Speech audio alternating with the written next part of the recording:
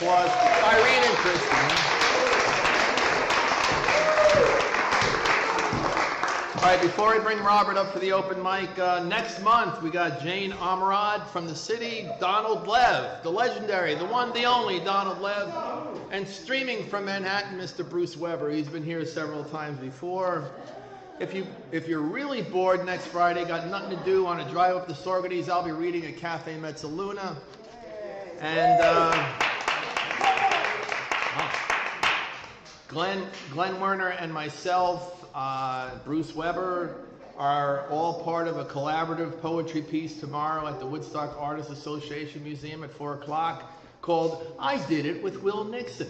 So if you come on up, you can do it with Will Nixon too. So that's tomorrow at 4 o'clock. I'm going to bring up Robert to start the open mic.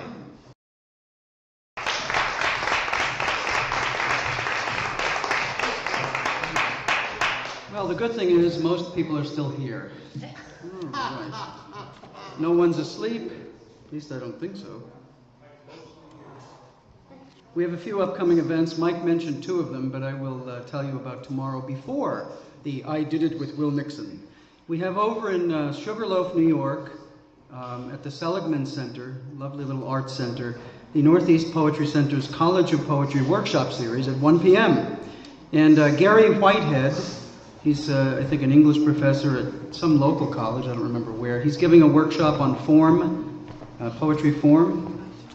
And at 3:30 p.m., Poetry on the Loose will feature Patricia Kett, coming in from Pennsylvania. There's no cover charge, and there's an open mic to follow. It is 23 White Oak Drive in Sugarloaf, New York. And there is no cover. It's the oldest poetry series in the Hudson Valley, 23 and a half years old. And William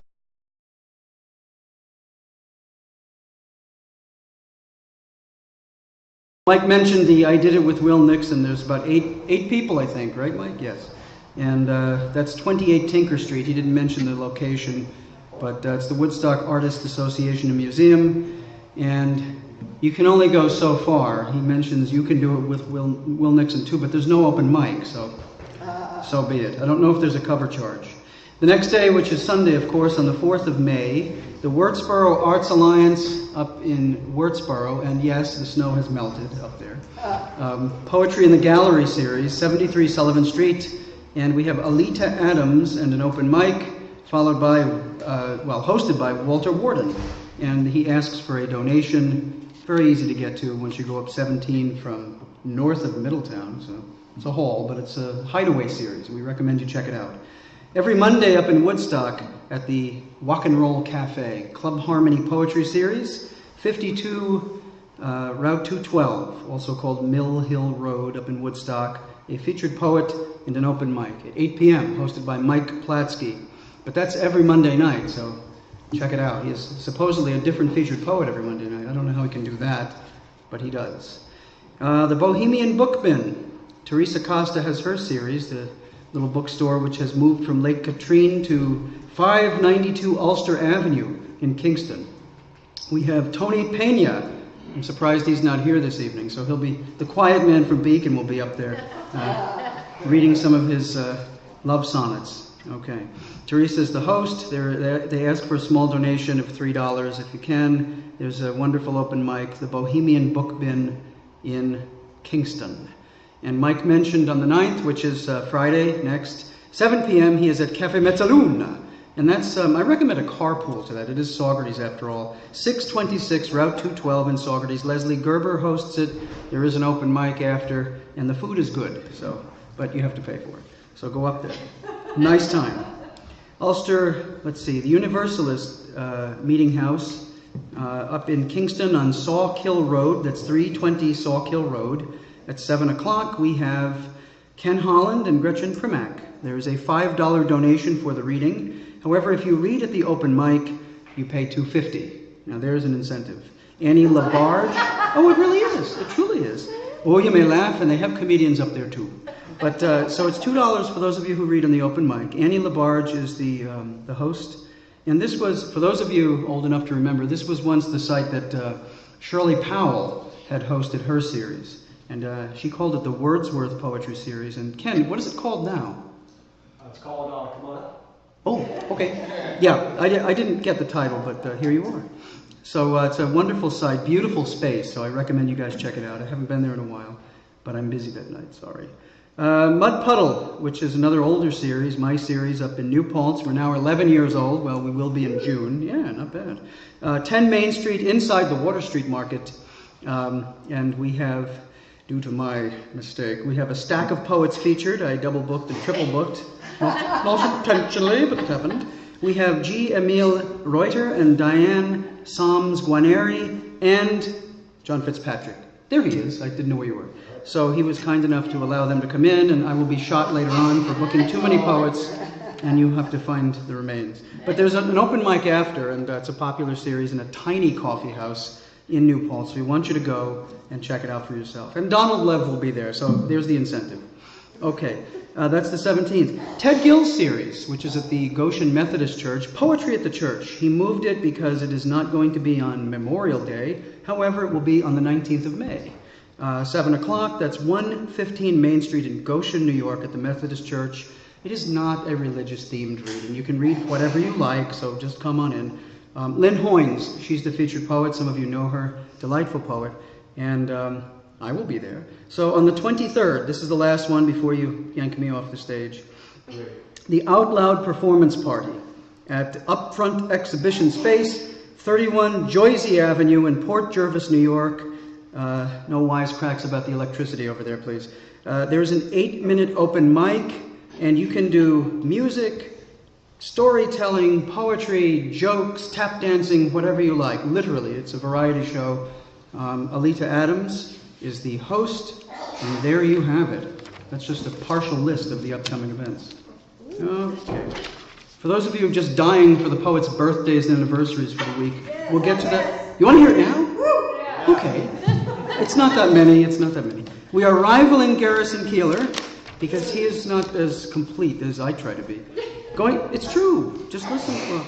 On Sunday last, we have the great Anglo-Irish poet C. Day Lewis, a very important poet, born in Ireland in 1904. Some of you may know that he is the dad of Daniel Day-Lewis, but let's focus on the poet. So C. Day Lewis, his birthday at 1904. And then Hart Crane drowned himself in 1932 at age 32 and a half in the Gulf of Mexico on the same day, well, different year, on the 27th of April. Emerson's death, he lived to a ripe old age. That's kind of boring for a poet, but he did. Died in 1882, Ralph Waldo Emerson. On the 28th, Carolyn Forche, born in 1950. She's still alive, thankfully. Okay. Mary Harper Lee, some of you read her great book, and I'm not telling you the name if you don't know it. 1926 she was born. Okay, and she's still alive, I think.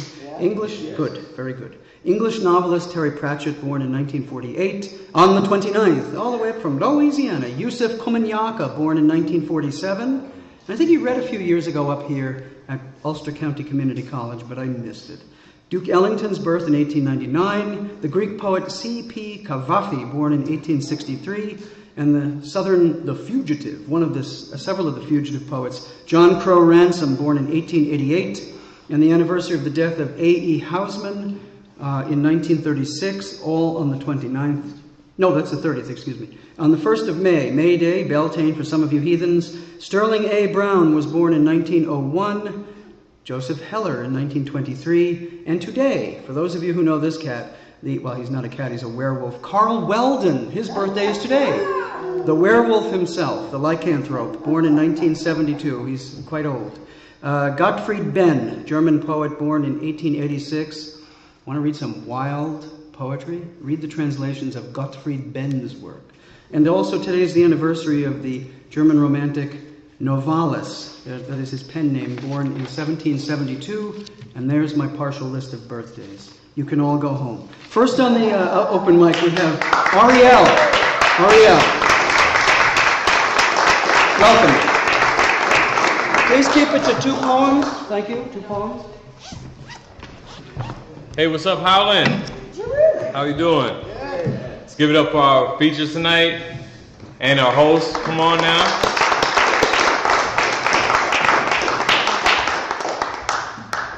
All right, the first poem, it's the first time I've ever read it. I actually finished it today. It's called We Are One. I love you.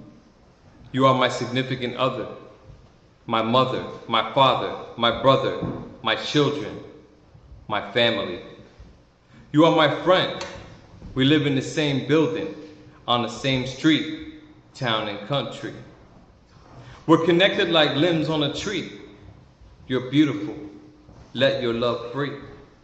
From clouds to rain, your pain is my pain. Storms transform within the same brain.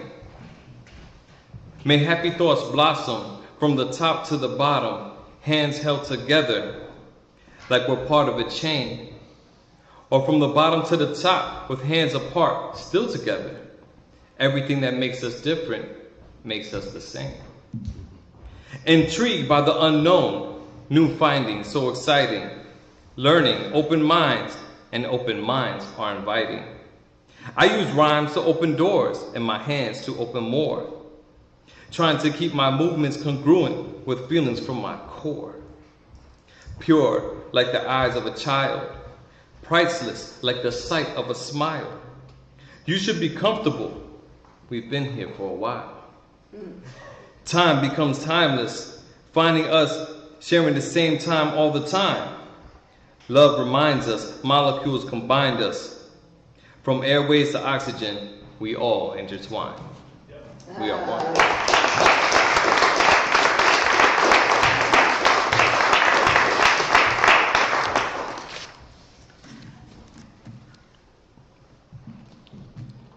Picturing your smile and mannerisms, losing myself into a hypnotism.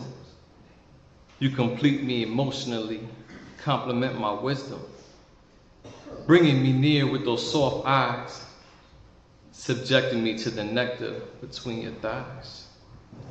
Your touch feels just right, touching your skin is such a delight, like a highlight in this high life.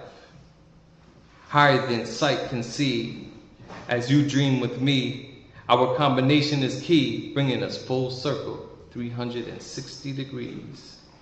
You are my truth, my clarity, and all that I go through. Love your insight, that's why it's you I go to.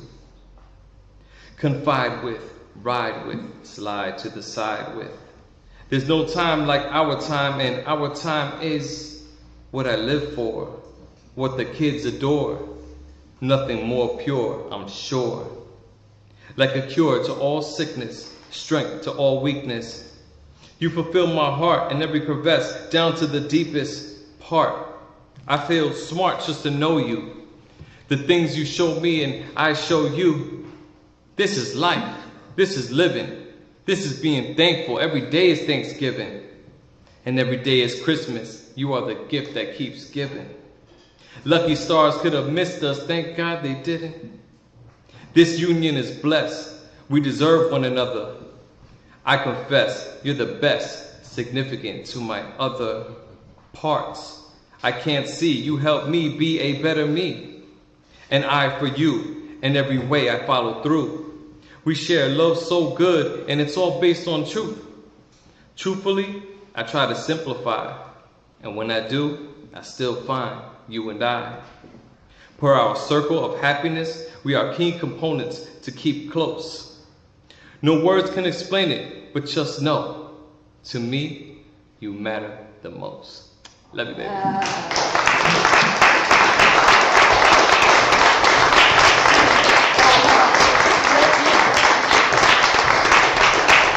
Thank you, Ariel. Okay. Our next reader is going to be up at the Mud Puddle Cafe in New Paltz on the 17th, John Fitzpatrick.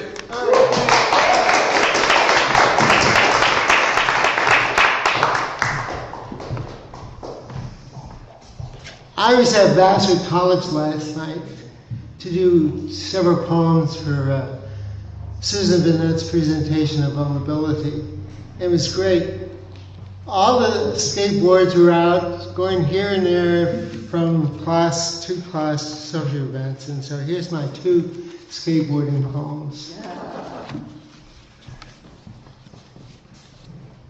Skateboarding. Flips, turns, somersaults. Running rims of metal iron rot. Up.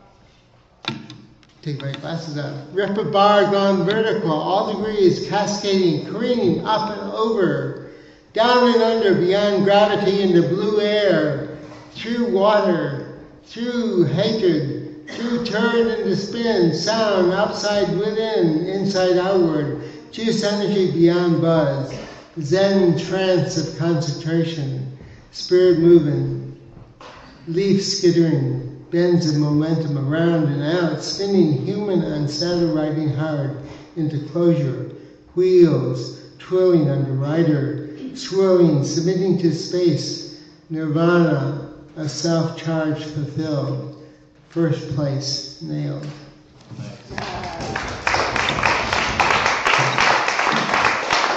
Then I grew up on a farm, and so I put the skateboarding, can you imagine? Farm kid years earlier, riding skateboard in country dirt road or cross field to fetch cows home for milking. Or on wood planks, feeding a stanchion of animals, maybe better, across linoleum. Kitchen floor, when mom and sister's not around, counter straight up. Not slope for riding skateboard, to countertop, only for snatching cookies unseen, the fun part. All before cement, before macadam, before now, the birthright of every kid today in city, even on farm. Today in city, even on farm. I'm sorry on that.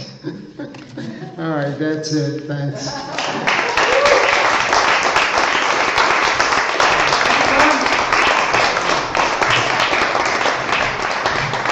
John Fitzpatrick. All right. The oldest poet in the room tonight, Christopher P. Gazint. Yes, Chris. Come on, brother.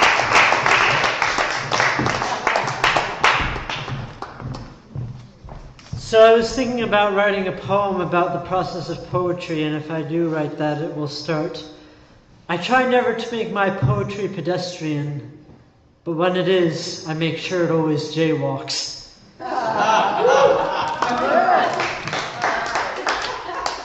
So I'm going to read two new poems. The first was written 2 or 3 weeks ago. The second was written last night and this morning. Anyway, the first one is called Reflections in Calvary's Mirror.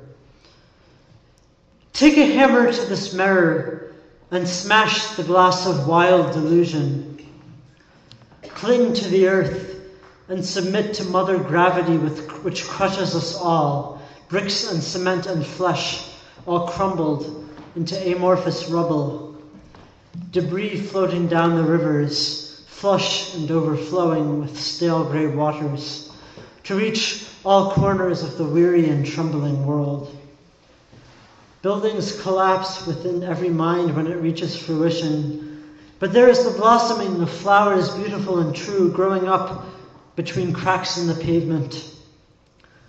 The wildest of tales could be told, of spy toys and reconnaissance, fingerprint databases and secret codes for discreet communication.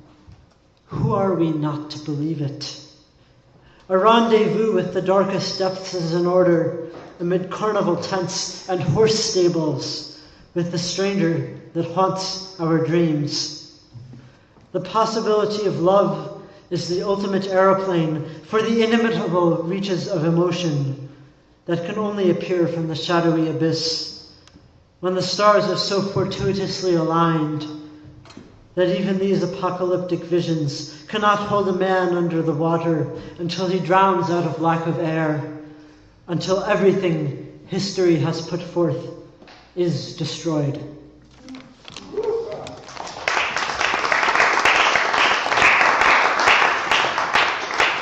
Thank you. And this is called A Clearing in May. It's sort of a nature poem, more like 80% nature and 20% existentialist, so. A Clearing in May. There is a tree budding in sweet May twilight, with the aroma of flowers nude and new to the world. The ventriloquy of the crickets fills the clearing, lit by sparks from a black, rusty vat of potion, a remedy prescribed to me by the witch doctor, which will make me every morning into a new man. Blind in one eye and limping, I make it to the spot where I will settle down for the evening. Aging xanthus pages fill the book of hexes that I hold with my two hands, eager to spend the night immersed in its pages, while the cool wind brushes against my face. Thank you.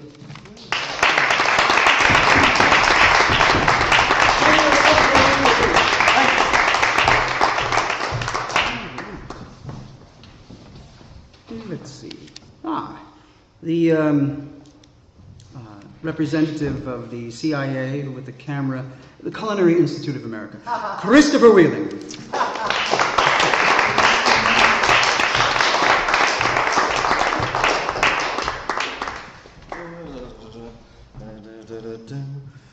Okay, a couple of things. As Mike mentioned, there's the Will Nixon reading tomorrow. If there are any copies of Chronogram left in the hallway, one of the poems from Collaborative Works is actually published in there, one that he wrote with me. And second silly thing, I'm going to take a page out of the Robert Milby playbook and read one of the poets off of the birthday death day list. Incidentally, I got this book, the complete poems of Hart Crane, from that stack of books that Mike brought in, wherever he is. I can't see with these blue lights. Oh, there you are. Yeah, the books that Mike brought in. So I'm going to read a poem by Hart Crane from the pile over there. There's still books over there. I understand they're $1 a piece. Chaplain-esque. We make our meek adjustments, consented with such rich... Sorry, I totally botched that. We're going to start all over again. We make our meek adjustments, contented with such random consolations as the wind deposits in slithered and too ample pockets. For we can still love the world who find a famished kitten on the step and no recesses for it from the fury of the street or warm, torn elbow coverts.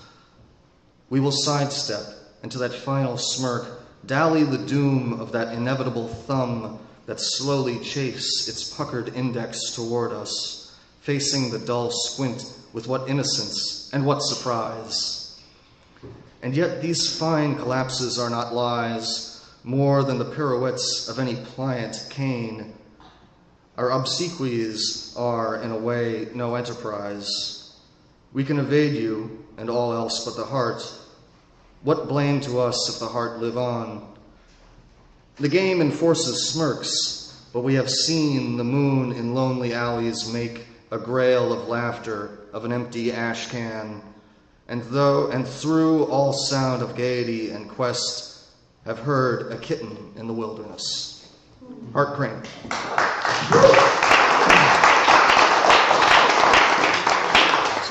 Totally cold read there, so I was like, Okay, and one that some of you have probably heard ad nauseum, based on a photograph that I took, Where Civilization Ends. Wood and concrete bench where civilization ends. The cracked slab overlooks the river from its hiding place among verdant trees.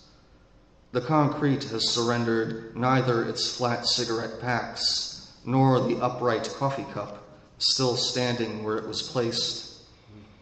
One corner broken from the slab, its rough edge betrays no age, as roots lizard their way under and around. Sparse graffiti remains, the only witness where lovers once stopped, relaxed trail-weary feet, and watched as the water passed by.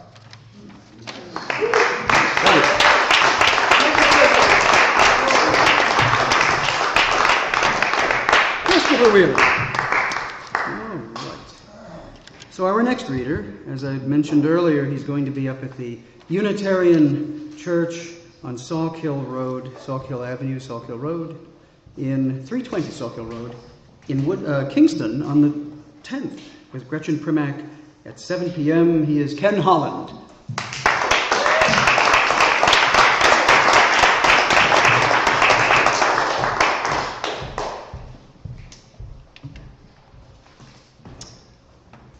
This first poem is called Old Women on Their Mountain. Old women on their mountain burrow into the snow till it collapses over their gathered form, as the heat of their single body sings back from the dark white thermal.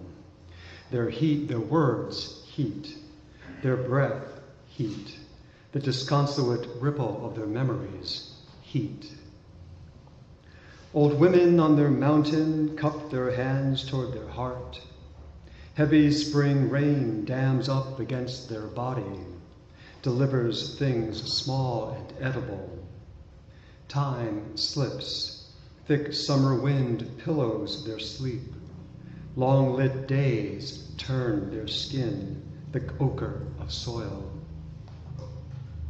Old women on their mountain feed the visitation of the night. The stars shorn from the sky, bury each other's thoughts, mark each thought with a strand of silver hair, and a murmur that reaches for a word long since lost.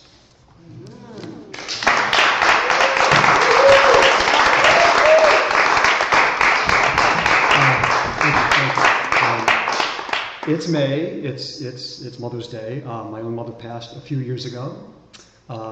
This actually came forth about a year ago, and I've not read it before. It's called Sorry. This is a poem. Sorry, sorry.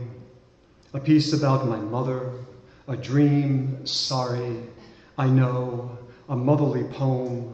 Who needs another motherly poem? Sorry. She's dead, and of course, in the dream, she wasn't, or was, then wasn't. I was clipping her nails. I'm not sorry about that. And her eyes flashed open, lucid eyes, no sorrow at all. Just my name. She spoke my name. Said she loved me, and I, sorry, you know it's coming. I said I loved her, and I think she smiled. And there you have it, all there is, all there was, what I woke to. So I ask you, who's sorry now? Thank you.